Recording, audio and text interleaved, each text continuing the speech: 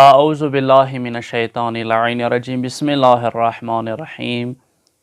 الحمد لله الذي جعلنا من المتمسكين بولاية أمير المؤمنين علي ابن أبي طالب عليه الصلاة والسلام قال امام موسى کاظم علیه الصلاة والسلام.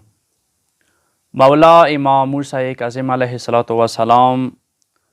فرمایش کوي تحف العقول صفحه نمبر 409 کې مولای عیسی کوشش وکوي خپل وخت چې کوم دی څلورو حصو کې تقسیم کوي. اول حصہ د دپاره څه هغې حصې کې تاسو د الله رب العالمین اطاعت و عبادات وکوي یا الله رب العالمین سره ائمهو سره انبیاو سره مناجات وکوي هغوی سره راز و نیاز کیسې وکوي. اما دویم چې کوم وخت دی هغه تاسې امور معاش دپاره وبسوئ، یعنی دویم وخت کې تاسو د خپلې ګاټې واټې چې کوم کارونه دي هغه ورکې وکوئ، یا زمینداره شوله یا مزدوري شوله یا څه کاروبار تاسې کوئ هغه دپاره وبسوئ. اما دریم چې کوم وخت دی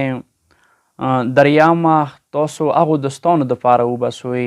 چې هغه قابل بروسه دي، چې کله هغوی سره تاسو میلاو شوئ هغوی تاسو ته خپل عیبونه وښیي،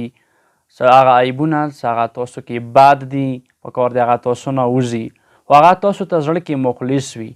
اما داسې دوستانو سره نه چې هغه تاسو دپاره نقصاندیح وي او تاسو بد لارې طرف متوجه کوي. اما څلورم وخت چې کوم دی